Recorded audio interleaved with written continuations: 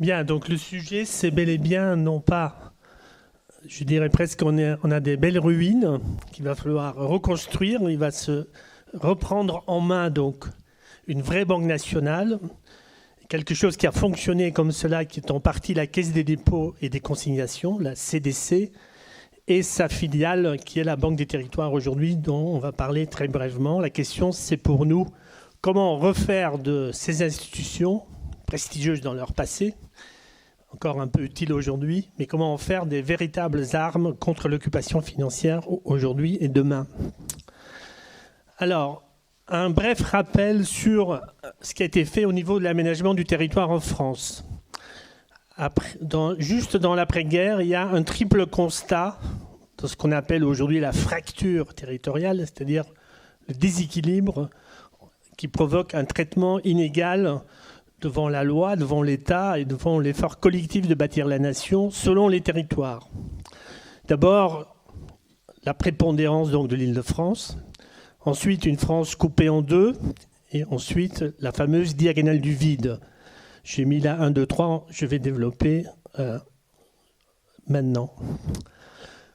Donc vous le voyez, donc, si vous prenez le PIB par région, dans l'image donc à gauche, vous voyez que la région parisienne, je crois que c'est 22% de tous les emplois maintenant en France. Si vous rajoutez les 12 agglomérations, ça fait 24% en plus. Donc l'Île-de-France plus les 12 grandes métropoles et grandes agglomérations, ça fait quasiment 50% du PIB français. Alors, donc c'est extrêmement trompeur parce que ça donne l'impression qu'on est extrêmement productif à Paris et qu'on est totalement feignant et arriéré hors de ces zones.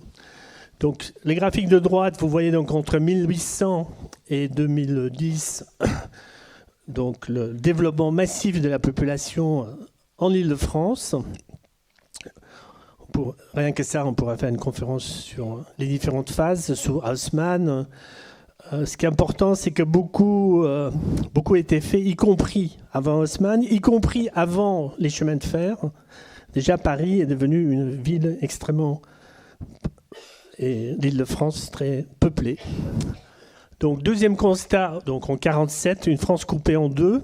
Entre ce qui était donc ça, c'est entre 1954 et 62, l'évolution, donc la croissance des emplois dans l'industrie.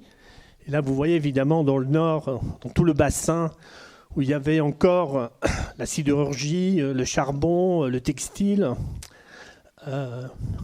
Donc une croissance de l'emploi industriel dans la reconstruction. Et dans le nord et dans l'est et le sud-est, et donc à l'ouest et en dessous l'autre partie, donc à forte prédominance agricole. Ça, c'est en 1947. Donc, autant que le premier constat sur la prépondérance de Paris, c'est toujours le cas. C'est-à-dire que depuis 1947, on a toujours le problème, n'est toujours pas résolu. Autant que le deuxième constat, donc France coupée en deux, aujourd'hui, ça a complètement changé. C'est-à-dire qu'aujourd'hui, cette France en deux, donc vous voyez la carte à gauche, avec les points bleus, vous avez des villes qui sont en déficit démographique, c'est-à-dire où la population a diminué. Les villes rouges, c'est des villes et des régions où les populations ont augmenté. Donc tout le vieux bassin industriel du nord et de l'est de la France a complètement reculé au niveau démographique. Et donc tout ce qui est le sud, en fait, a massivement, a proportionnellement augmenté pour des bonnes et des mauvaises raisons. D'abord parce qu'il y a beaucoup de gens qui ont vieilli, qui sont partis, qui vont s'installer donc sur l'Atlantique et sur la Méditerranée, donc ça crée un afflux de population. Mais ce n'est pas forcément des gens qui viennent là pour travailler et créer de la richesse. C'est des gens qui viennent pour d'autres raisons. Mais de l'autre côté, il y a eu tout un axe entre Bordeaux, Toulouse, et même entre Toulouse, Clermont-Ferrand jusqu'à Lyon. Il y a eu des choses. Maintenant, si vous prenez donc à droite la carte du vote au premier tour de l'élection présidentielle 2017, vous avez effectivement l'impression qu'il y a la France qui va, comme on dit, Macron était le candidat de la France qui va, qui est cette France-là rouge sur la carte, et vous avez le vote de la France qui ne va pas, qui est donc là, qui est en déclin.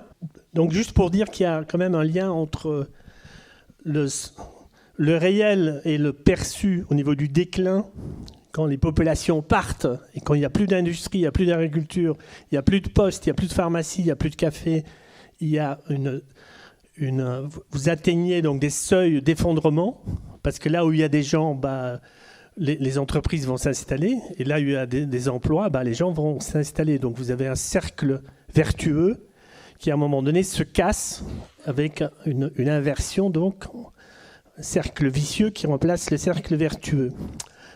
Donc cette séparation est toujours là, d'un déséquilibre. Et ensuite, donc, le troisième constat déjà fait donc, à l'époque de 1947, la fameuse diagonale du vide, en gros entre les Ardennes et les Pyrénées ou Perpignan, ce qu'on appelle la région des faibles densités, où la population a moins de 30 habitants au kilomètre carré, parce que les populations qui étaient surtout là ont été généralement absorbées par les agglomérations qui sont hors de cette diagonale dite du vide. Donc, par rapport à ça, pourquoi il faut s'en occuper ? C'est que si l'État ne s'occupe pas de l'aménagement du territoire, ce n'est pas le privé qui va le faire. Prenez le cas de l'implantation d'IKEA en France. Donc, avant 1990, région parisienne, Lille, Lyon et Marseille. Avant 90. De 90 et 99, on rajoute quand même Brest, Rennes, Nantes, Tours, Dijon, Rouen, etc. Mais ça, c'est à partir de 90.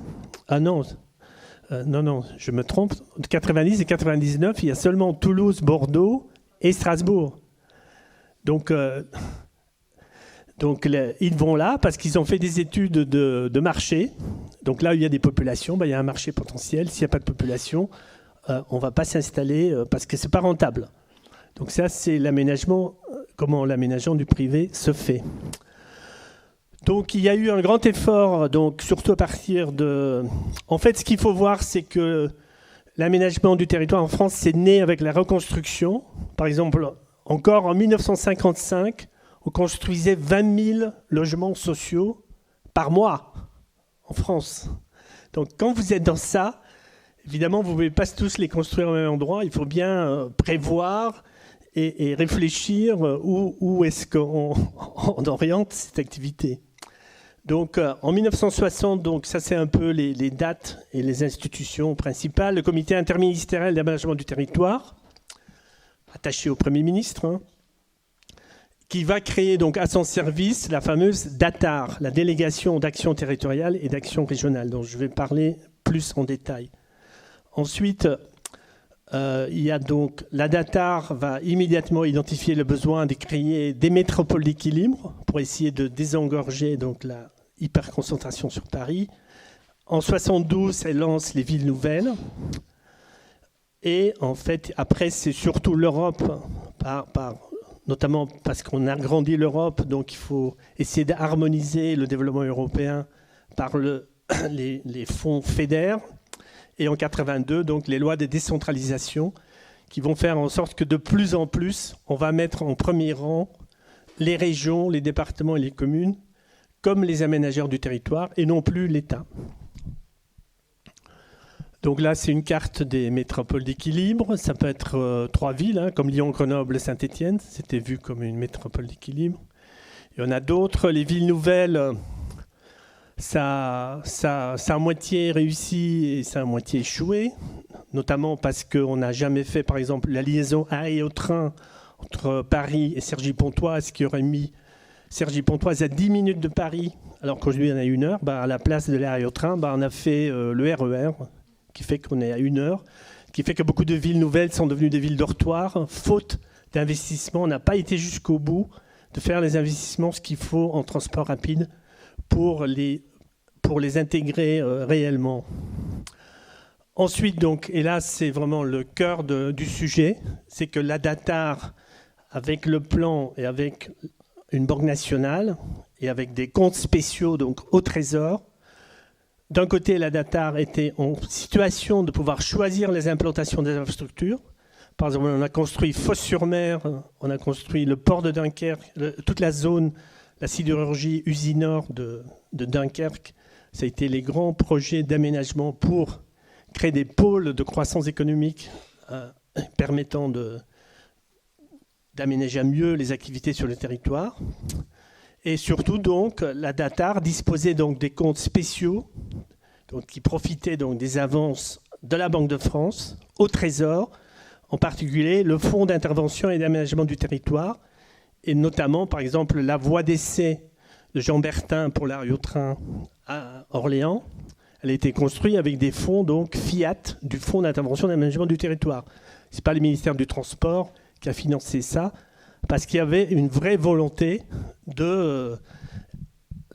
d'investir dans les technologies du futur pour mieux encore aménager le territoire. Donc ça a marché. Depuis lors, donc, au nom de la concurrence libre et non faussée, on exige aujourd'hui que l'État renonce à sa mission d'État stratège. Donc il n'y a plus de top-down, c'est plus d'en haut.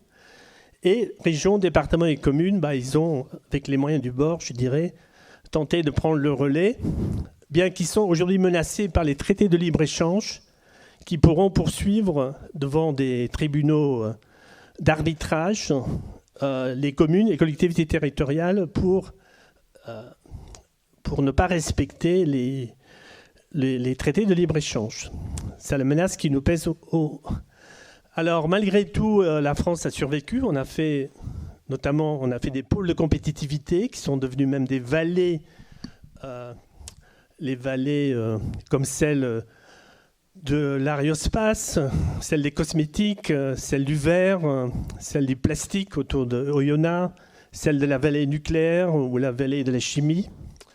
Donc, quand universités, collectivités, l'État, les régions, les communes et le privé se mettent ensemble, ils sont capables de faire des très belles choses malgré une dynamique négative. Alors, ce qui est venu vraiment casser la chose, c'est la fameuse loi NOTRe que nous avons combattue. Donc, c'est la nouvelle organisation territoriale de la République, parce qu'elle va encore plus affaiblir l'État, affaiblir les départements qui ont failli disparaître et affaiblir les communes, ou en tout cas leur rendre la vie extrêmement compliquée, soi-disant pour donner plein pouvoir aux régions et aux métropoles. Alors, au début, donc, je crois que les métropoles, c'était vraiment juste une bêtise humaine, parce qu'on a commencé à dire qu'il ne faut plus faire de l'aménagement du territoire, que les périphéries, le monde rural, tout ça, c'est pas intéressant. Ce qu'il faut, c'est mettre le paquet sur les métropoles, parce que par effet de ruissellement, en fait, si on enrichit les métropoles, du coup, ils auront plein d'argent et ils pourront donner des aumônes pour le reste du territoire. Voilà. Ça, c'était la théorie. On vous donnera le texte avec les références exactes. Attends, je vais quand même lire. C'est surtout donc deux auteurs qui s'appellent Laurent Devézier et Thierry Pêche, publiés chez Terra Nova.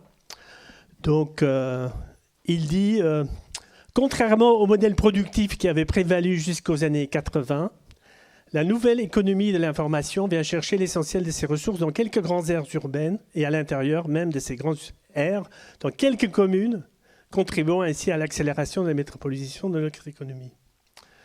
Il faut concentrer les moyens de production en un petit nombre de lieux, puis distribuer les fruits de la croissance à travers le territoire. Bon, ça a été un échec total. Donc, l'erreur, la méthodologie est complètement erronée parce qu'elle se base sur ce qu'on appelle le PIB régional. Déjà, le produit intérieur brut pour une nation, c'est complètement erroné parce qu'on additionne des plus-values d'activités diverses sans vraiment voir le contenu de cette activité.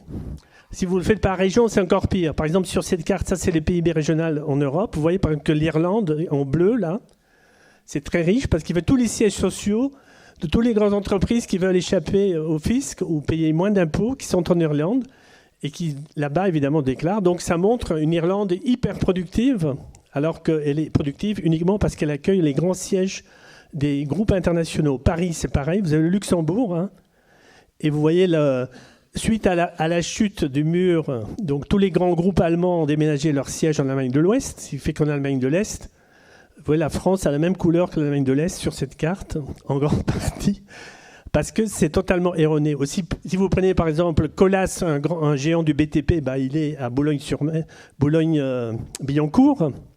Il déclare au fisc de Boulogne-Billancourt son activité, alors qu'il fait travailler des milliers de gens sur tous les territoires français, donc qui ne travaillent peut-être même pas dans les Hauts-de-Seine. Donc c'est totalement faux. Le résultat, c'est les Gilets jaunes, c'est-à-dire on a créé une France archipel avec une fracture territoriale où vous avez toujours la diagonale du vide, vous avez des métropoles qui vont encore... On a fait l'aménagement du territoire à l'envers, c'est-à-dire qu'on a reconcentré massivement sur les métropoles au détriment du reste qui a été largué. Alors, Le Monde, vous voyez la carte à droite, Le Monde vient de publier une carte sur la France qui est en bonne santé. Alors, c'est très intéressant parce que vous avez plein de régions, par exemple comme la Vendée, où il n'y a pas de métropole, mais qui va très bien. Vous avez la vallée de la Maurienne, vous avez Figeac, par exemple, parce que là-bas, il y a des gens qui se battent, qui ont des projets, qui ont des traditions, qui font des choses, et qui créent un niveau d'emploi, un niveau de vie, des niveaux de création d'emplois totalement supérieurs à la moyenne nationale, mais pas du tout parce qu'ils sont dans la métropole. Voilà. En plus, les métropoles comme Strasbourg et Lille qui ont gagné, en fait, ils ont été incapables d'irriguer le développement autour de la métropole. Donc c'est double échec, triple échec. Et maintenant, donc, j'ai vu là hier, Édouard Philippe a annoncé que dans le Nord-Pas-de-Calais, il fallait recréer du lien social. Donc la base de l'aménagement territoire, ça va être la réouverture des petits bistrots. Parce qu'il faut recréer du lien social, vous voyez. Donc, à part ces fous idéologiques, vous avez donc cette manie de l'administratif à tout prix, qu'on veut faire une loi pour corriger toutes les lois et pour simplifier toutes les lois, on fait des nouvelles lois, qui font que... Parce qu'on ne comprend pas, en fait, le vrai processus de développement. Alors, ce qui a résisté un peu, c'est la Caisse des dépôts et des consignations, qui a été créée en 1816 contre Napoléon, qui voulait mettre la main sur tous les dépôts des Français. On a créé une banque. Déjà, Napoléon contrôlait avec ses alliés, donc la Banque de France. Donc le Parlement a créé une autre banque qui s'appelait la Caisse des dépôts et des consignations, qui n'est pas sous le contrôle du gouvernement, mais sous le contrôle des élus. Elle gère aujourd'hui 167 milliards d'euros. Il n'y a pas d'actionnaires qui peuvent faire valoir leur dictat. Elle peut agir pour l'intérêt public à long terme. Il y a des équivalents dans d'autres pays. Aujourd'hui, c'est éclaté en 1000 morceaux, un peu par thème et par sujet. Elle est aujourd'hui en voie de déconstruction par la loi Pacte, qui est une loi qui veut que la Caisse des dépôts doit s'aligner sur les critères commerciaux des banques soi-disant normales. Alors, c'est totalement impossible, parce que c'est une banque qui doit agir à long terme pour l'intérêt général, ce qui est le contraire d'une banque commerciale. Et ces comptes ont presque été mis sous la tutelle de la Banque centrale européenne. Ça n'a pas été fait, il y a eu une opposition, mais elles seront quand même contrôlées par l'autorité de contrôle prudentiel et de résolution. Donc, pour conclure, cette Caisse des dépôts a créé une banque des territoires à partir de CDC Habitat, qui dépense 20 milliards par an pour essayer de retaper les centres-villes, pour accompagner une réindustrialisation qui est surtout emballée dans beaucoup de verre et de transition écologique. On ne fait plus d'aménagement, mais si vous ne faites pas la transition énergétique, on ne vous donne rien, quoi. Et enfin, donc, pour conclure, donc, si on veut une nouvelle politique d'aménagement du territoire, il faut se libérer de cette occupation financière, il faut faire revenir un État stratège, il faut avoir une véritable banque de la nation disposant de crédits publics, permettant une planification impérative, et une nouvelle DATAR permettant de coordonner ce qui est aujourd'hui le bottom-up qui ne fait pas trop mal, mais avec un top-down qui peut évidemment nous amener dans les nouvelles technologies, que ce soit au niveau du transport, de l'énergie ou autre. Merci.